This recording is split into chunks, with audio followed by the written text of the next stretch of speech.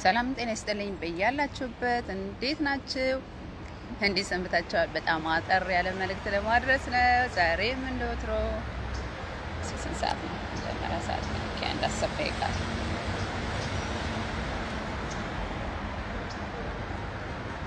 ሰላም ነው። እንዴት ናችሁ? ውድ ኢትዮጵያውያኖች የምወዳችሁ አማን ነው። የዛሬ መልእክቴ እኮ አጠር አድርጌ ለፌክ ኢትዮጵያ ኖች ነው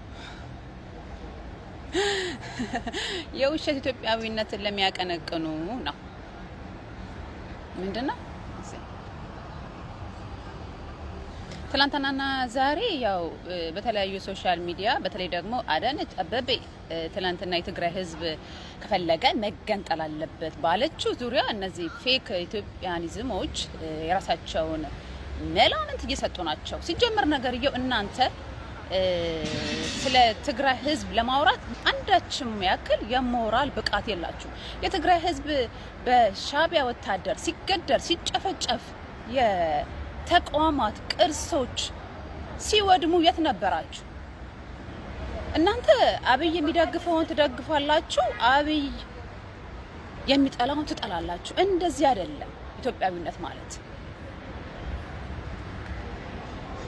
እናንተ በአብይ አይምሮ የምትንቀሳቀሱ ናችሁ። እውነቴን ነው የምላችሁ። ኢትዮጵያዊነት ማለት ሁሉም ብሔር ሲጨቆን ሲጠቃ ድምጻችሁን ማሰማት አለባችሁ እንጂ እየመረጣችሁ መርጦ አልቃሽ ሆናችሁ አሁን ትግራይ ህዝብ መገንጠል አለበት መገንጠል የለበትም እናንተን አይመለከትም። ይሄ ነገር የሚመለከተው የትግራይ ማህበረሰብን ብቻ ነው። በቃ እነሱ ናቸው፣ እነሱ ይወስኑ። እኔ የትግራይ ማህበረሰብ እውነት ለመናገር በጣም የተበደለ ማህበረሰብ ነው። በተለይ ደግሞ በዚህ within 3 years በዛኛውም የተጠቀመው ነገር የለም። በዛኛው ስርዓት ደግሞ ታውቃላችሁ ብዙ ጭፍጨፋ ተካሂዶባቸዋል። እኔ በጣም እግዚአብሔር ምስክሬ ነው፣ የፈለጋችሁትን ነገር በሉ።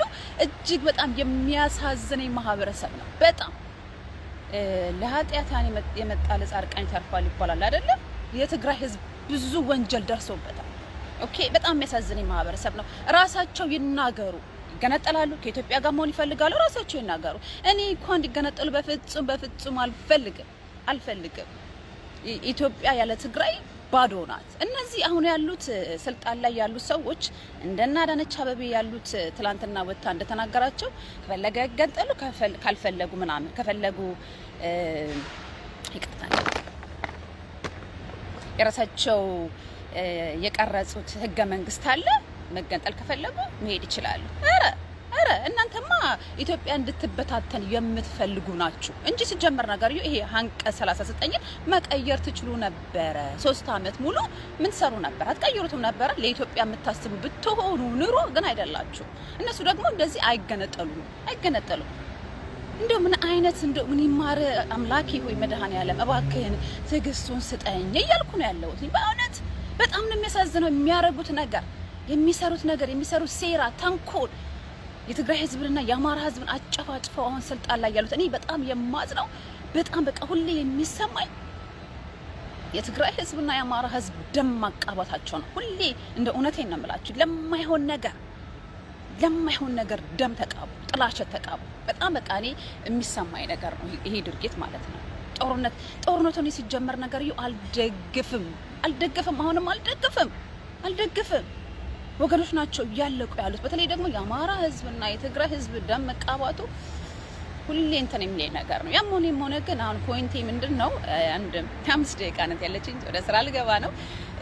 ኢትዮጵያኒዝሞች በጣም ስለገረሙ ነው ወጥተው የሚሉት ነገር። አዳነች አበቤን ተከትለው ይሄዱ ምናምን። ኧረ ዝም ብለው እንደዚህ መሄድ አለ እንዴ? ለእናንተ እግዚአብሔር አምላክ ልቦና ይስጣችሁ። እናንተ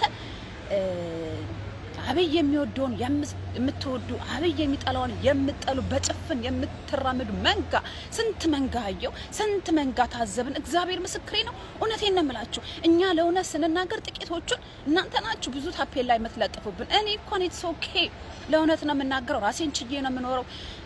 ማንም ምንም ቢል ምንም አይመስለኝም። ሀገሬን እወዳለሁ። የኢትዮጵያ ሕዝብ ሁሉንም በእኩል አይን ነው የምመለከተው። ማንም ምንም ቢል አያገባኝም። እውነታውን ግን እናገራለሁ። አብይ የሚሄድበት መንገድ ሀገሪቷን ገደል ውስጥ እየከተታት ነው ብዬ ተናግሬያለሁ። በፊትም አሁንም እደግመዋለሁ። አሁንም ደግሞ እኔ ለእውነት ነው የምቆመው። የምፈራው ደግሞ እግዚአብሔር ብቻ ነው። ሰው ምን ይለኛል ምናምን እኔ ጋር አይሰራም። ምን አገባኝ? የኛ ህዝብ እኮ እንደዚህ አይቶክ ሳያቀቅ እሱማ ብሎ የሚጀምር ማህበረሰብ እኮ ነው ያለው። መልካምን ብትሆኑ መጥፎ ነገር ነው ስለናንተ የሚያወሩት፣ ጥሩን ብትሆኑ ስለናንተ መጥፎ ነገር ነው የሚያወሩት። ታፔላ ይለጠፍብሃል፣ የታወቀ ነገር ነው። ደግሞ ስለ እውነት ስትቆሙ ያው ብዙ ስያሜ ብዙ ነገር ነው የምትባሉት። እኛ ስንት ነገር ነው የምንባለው። who cares እኛ እኔ ምን አገባኝ? ለእውነት ነው የምቆመው። የፈለጉትን ነገር ይበሉ ይለጥፉ። አምላኬ ፈጣሪን ብቻ ነው የምፈራ። እውነቴን ነው የምላችሁ ጓደኞቼ። አንቺ ያቢ ጠላት ነሽ ወይ? እኔ ማንም ጠላት አይደለሁም። እኔ በጭፍን አልደግፍም፣ በጭፍን አልቃወምም። አብይ መጀመሪያ ሲመጣ ደግፌው ነበር። ኢትዮጵያ ስል እንደውም እዚህ ታስታውስ እንደሆነ እዚህ የመጣ ጊዜ አግኝቼዋለሁ ስላችሁ እራቱ ላይ ነበርኩኝና ጥያቄ ጠይቀዋለሁ እንደውም ብዬ ጥያቄ ጽፌ እዚህ ሎስ አንጀለስ የነበራችሁ ሰዎች ታስታውሳላችሁ አይደለ? እንዴት አድርገን እሱን እንደተቀበል ነው። የራቱ ፕሮግራም የራሱ ጥያቄ ነበረኝ። እንደው ጥያቄ ያሳያችኋለሁ አንድ ቀን። እስካሁን ድረስ ቤቴ ውስጥ አለ። የኢትዮጵያና የኤርትራ ግንኙነት ምን ይመስላል? እንዲሁም ደግሞ እንዴት ነው ለህዝብ ይሄ ግንኙነታቸው ለህዝብ ይገለጽ የሚል ጥያቄ ልጠይቀው ጽፌ ነበር። ምን አደረገ? የራቱ ላይ የነበራችሁ ሰዎች እንደው ታስታውሳላችሁ። እኔ አልዋሽም፣ ነገር ስለሚያነሳ ነው ይሄንን እምላችሁ። ምን አደረገ? ስቱዲዮም ያው ተገኘ። ጥያቄ አንዳንድ ሰዎች ጠየቁት። ሰው ነበር እዚህ ማለት ነው። እራቱ ላይ ግን ጥቂት ሰዎች ነበርን። ወደ 1000 ምናምን ነበር የነበረ ሰውና መጣ። በቃ ራት ብሉ ብሎ ወደ ሚኒሶታ ወዲያውኑ ሄደ። ምንም አሁን ለምሳሌ ዲሲ ላይ ታስታውስ እንደሆነ እነ ቴዎድሮስ ጸጋዬ ጥያቄ ጠይቀዋል። የራቱ ላይ ብዙ ዝግጅት ነበር። እዚህ ግን ሎስ አንጀለሱ የራቱ ፕሮግራም ላይ እራት ብሉ ብሎ ወዲያው እየሮጠ ወደ ሚኒሶታ ወደ ነጃዋር ጋር ነው የሄደው። ነገር ስለሚያነሳ ነው። እኔ አብይን አልጠላውም፣ ሲመጣ ደግፌዋለሁ። አሁን የምቃወመው ለምንድን ነው? የሚሄድበት መንገድ ጥሩ አይደለም። ሀገሪቷን እየበታተናት ነው። በቃ ለዛ ነው እንጂ እኔ መጀመሪያ ሰወደው አንዳንዶቻችሁ ኦሮሞ ስለሆነ ነው ትላላችሁ። እኔ መጀመሪያ የወደድኩትኝ እኮ መጀመሪያም ሰወደው ኦሮሞ ነበረ። አሁንም አይደለም። እኔ ከብሔር ምንም አይነት ጸብ የለብኝም ወገኖች ኢትዮጵያውያኖች። የሚሰራው ስራ ግን መጥፎ ስለሆነ በተለይ አሁን በህግ ማስከበር ስል ወገኖቻችን የትግራይ ማህበረሰብ ላይ የደረሰው ግፍ ወንጀል እግዚአብሔር ነው የምላችሁ። እኛ ዝም ብንል እግዚአብሔር አምላክ ዝም አይልም። እውነት የሚደረገው ነገር አሁን የሚያረጉት ሴራ የሚያረጉት ተንኮ የአማራን ህዝብ እንዴት አድርገው በሴራ እየተበቀሉት እያስገደሉት እንዳሉ እውነት እንደው እስኪ ማን ይሙት እውነት እንደው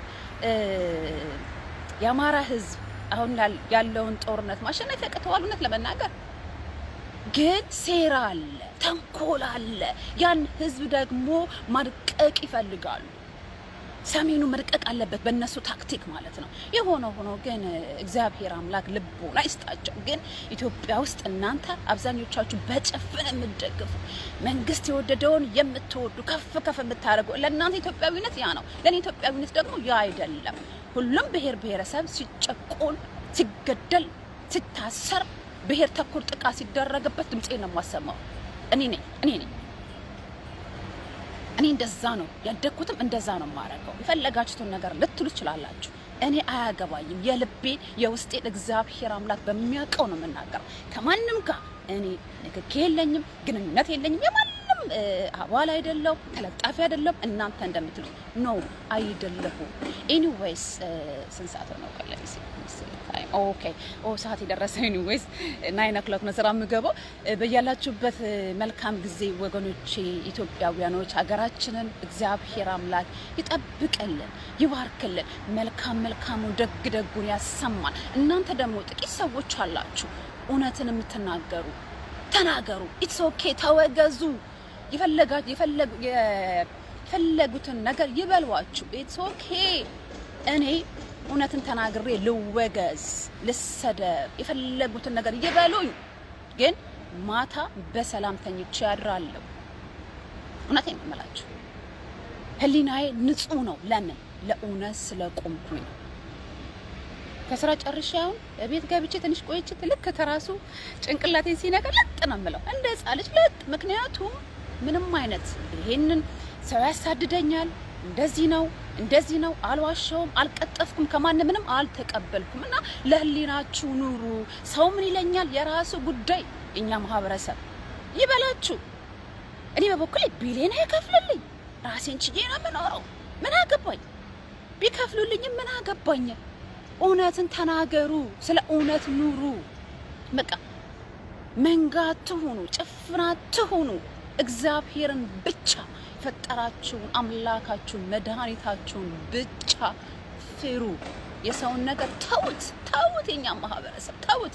እዚህ ጋር ድንገት አበሻ አግኝቼ ደህና አደራችሁ እንደምን አደራችሁ ቢጠብቅ አድርጌ ሰላም ብላቸው እንዴ ምን ሆና ነው ይሉኛል። ዝም ብያቸውም ደግሞ ባልፍ ገላመጠችን ዝም ብላለፈች ይላሉ። የኛ ማህበረሰብ እንደዚህ ነው። እና ወገኖቼ እውነትን ተናገሩ። እውነትን ተናገራችሁ የመሸበት ዳሩ። አብይ ሲያጠፋ ሲሳሳት ሀገሪቷን ይዞ ገረል እየከተተ ያለ ዝም ብላችሁ ሰው ምን ይለናል ምናምን እንተቻል። ተተቹ። የእናንተ ዝምታ ነው ሀገርን እያፈረሰ ያለው። አላዋቂዎች ናቸው መተው እዚህ የሚዘባርቁት። ተናገሩ። ኢትስ ኦኬ። ተወገዙ፣ ተሰደቡ። ኤኒዌይስ በያላችሁበት ሰናይ ጊዜ። ምናልባት በኋላ 5 o'clock ወጣለሁ፣ በመልሼ ልገባ እችላለሁ። ያው ሀገሬን በተመለከተ ነው። እኔ ፖለቲካ ላይ ሁሌ እንደምለው የለውበትም፣ ግን አንዳንዴ እንደዚህ የምታዩት ነገር አለ። በቃ በጣም እንደው ኧረ አምላኬ ትዕግስትም ስጠኝ እላለሁ። እኔማና አያስችላችሁ። ይሄን ለማድረስ ነው። ሌላ ጊዜ በሌላ ቪዲዮ እመለሳለሁ። ሀገራችን እግዚአብሔር አምላክ ይባርክልን፣ ይጠብቅልን።